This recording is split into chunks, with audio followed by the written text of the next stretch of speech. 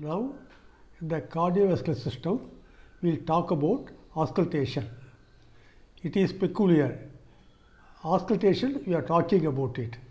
Yes, auscultation is usually bedside reading, not bedroom reading.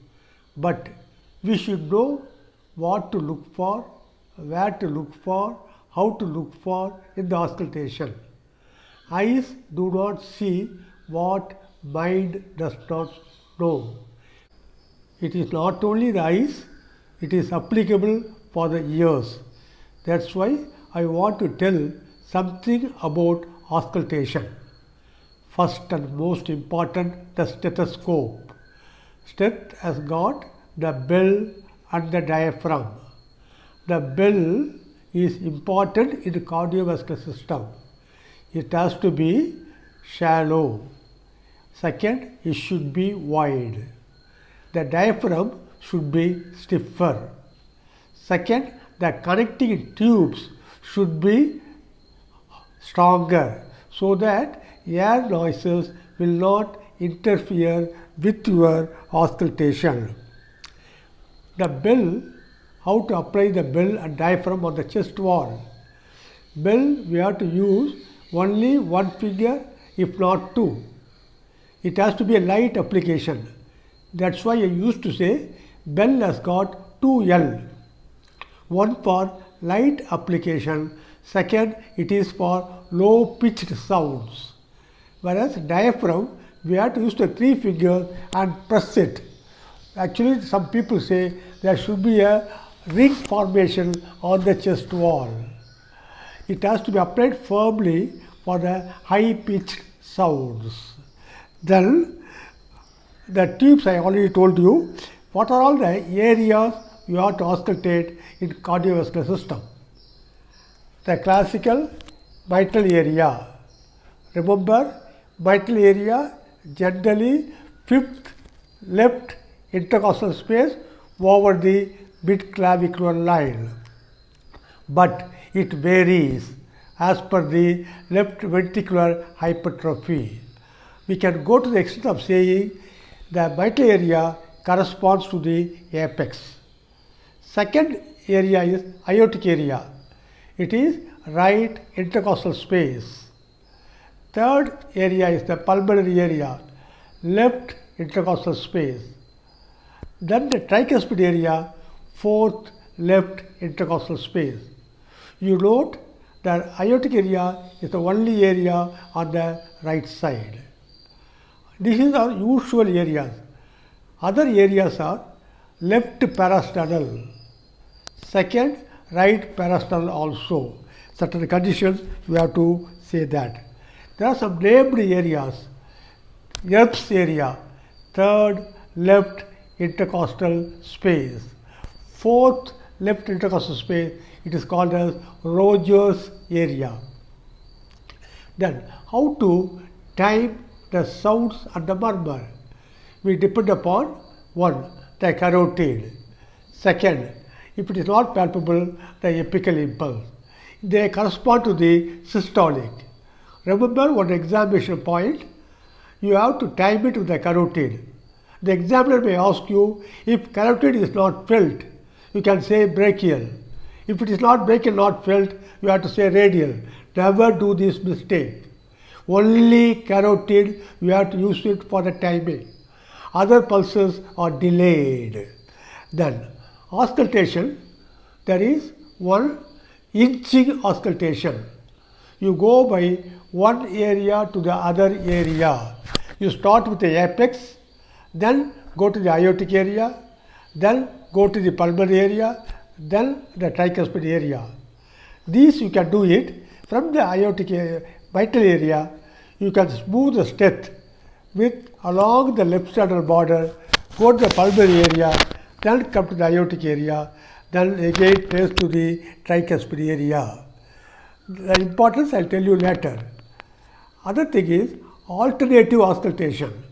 You start from the mitral area, use the diaphragm, then the bell, the same area, then come to the tricuspid area, bell, diaphragm, pulmonary area, bell diaphragm alternatively, because we do not know which one is low pitch, which one is high pitch. Both you have to assess by using the step.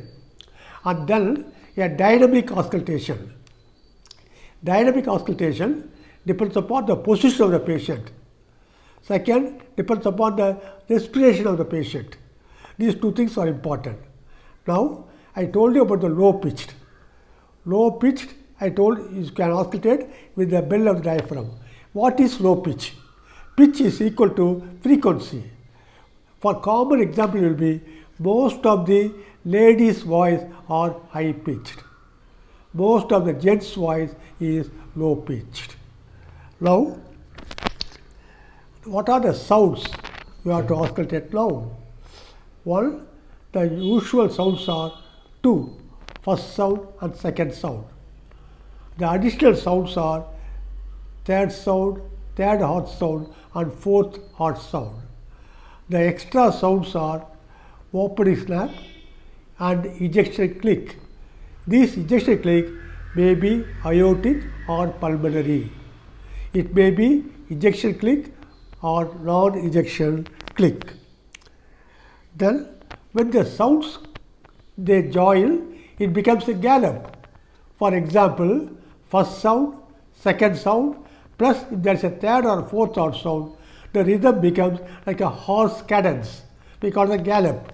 Suppose the third and fourth sound join together, it becomes a summation gallop. Then we have to auscultate for some time it occurs, 4 odd sounds. It is called as quadruple rhythm. What are the sequence of the valve movements? First is a mitral valve closure, then the tricuspid valve closure.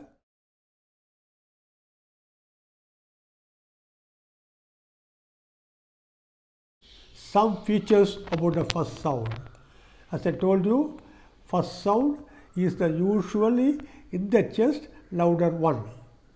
It can be heard all over the chest, but better heard over the mitral area. The first sound is due to the closure of the mitral and tricuspid valve.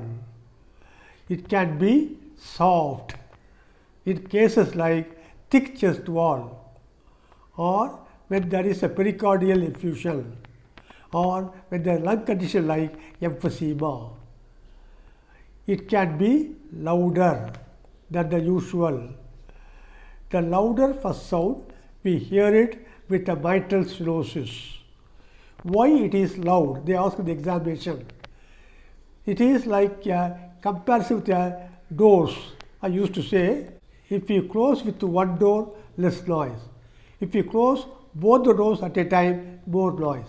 Same thing happens with mitral stenosis. Because of rheumatic process, the valve cusp become very much thickened, similar to thick door. Normally, first valve to close is mitral valve, few milliseconds later tricuspid valve. Because of the mitral stenosis, there is a delay in closure of the mitral valve. It closes along with tricuspid valve, akin to both the doors closing at the same time. Third, mitral stenosis causes increased left atrial pressure that pushes the valve cups very much into left ventricle. It is similar to fully opening the door and closing at the same time. How this is produced by the mitral valve to cause the loud first sound. Another sound is cannon sound. In a complete heart block, the atrium and the ventricle they close at a time, it produces a cannon sound. Opening snap. It's a classical sign of mitral stenosis.